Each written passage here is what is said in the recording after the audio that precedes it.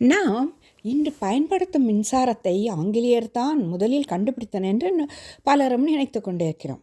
ஆனால் உண்மை அது அல்ல. நமது சித்தர் பெருமக்கள் பலர் அந்த காலத்திலேயே அறிவியல் துறையில் பல சாதனைகள் புரிந்துள்ளார்கள்.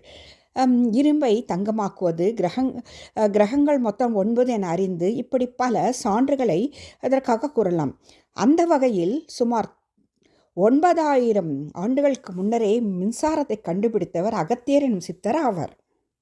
அகத்திய சித்தர் என்பவர் எழுதிய அகத்திய சம்ஹிதம் என்ற அறிவியல் பொக்கிஷத்தின் சில விஷயங்களை பார்க்கலாம். அதில் அவர் குறிப்பிட்டதாவது ஒரு சமஸ்கிருத ஸ்லோகமாக இருந்தாலும் அதில் உள்ள பொருளை மட்டும் நாம் எடுத்துக்கொள்வோம். ஒரு மண் குடுவைக்குள் தாமிர தகட்டை செலுத்தி பின் சிறிதளவு சிகிக்கிரவம் நிரப்ப வேண்டும். அதன் பிறகு ஈரமான மரத்துள் பாதரசம் மற்றும் துத்தநாகத்தை கொண்டு அதை பூச வேண்டும். அதன் பிறகு 2 கம்பிகளை, செப்பு கம்பிகளை இணைத்தால் மித்ர வருண சக்தியை பெறலாம் என்று கூறியுள்ளார்.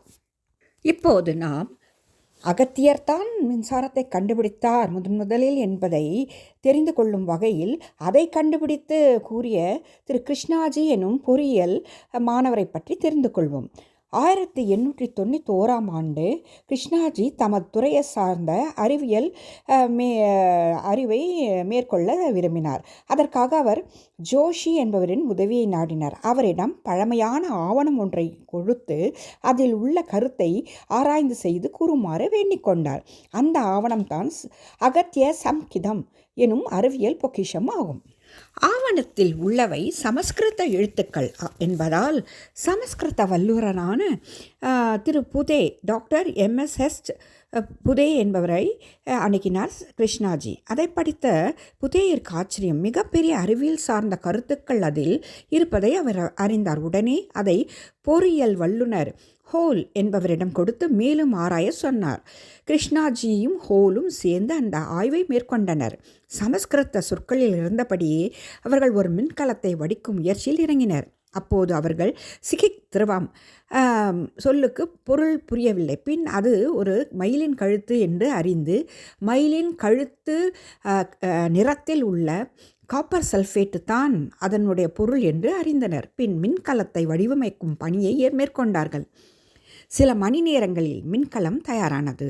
ஒரு மல்டிமீட்டரை கொண்டு அதை ஆராய்கையில் 1.38 வோல்டேஜ் மற்றும் 23 ஷார்ட் சர்க்கியூட் கரண்ட்டும் அதில் இருந்ததை கண்டுபிடித்தனர். இவர்கள் வியந்து போனார்கள். இதற்கு அகத்தியரிட்ட பெயர் மித்ரவர்ண சக்தி என்று விளக்கம். இதோ வர்ணன் என்றால் தண்ணீர் என்பது அனைவருக்கும் தெரிந்தது. மித்ரன் என்றால் சூரியன் என்று பொருள். ஆனால் இங்கே ஹைட்ரஜன் என்ற பொருளை கொள்ளும். ஏனெனில் சூரியன் சக்தியை ஹைட்ரஜனில் தான் உள்ளது. இதனால் அங்கு ஹைட்ரஜனை குறிக்க மித்ரா என்று குறிப்பிடுகிறார் அகத்தியர். தண்ணீரிலிருந்து ஹைட்ரஜனை பிரித்து எடுத்தால் மாபெரும் சக்தியை நாம் பெறலாம். எனவே இவ்வாறு பெறப்பட்ட சக்தியே மித்ர வர்ண சக்தி என்று குறிப்பிடுகிறார் அகத்தியர். மேலும் அகத்தியர் குறிப்பிட்டு இருப்பதாவது 100 கலன்களை இவ்வாறு செய்து தண்ணீரை பயன்படுத்தினால் அது பிராண வாயுவாகவும் ஹைட்ரஜனாகவும் பிரியும் என்கிறார்.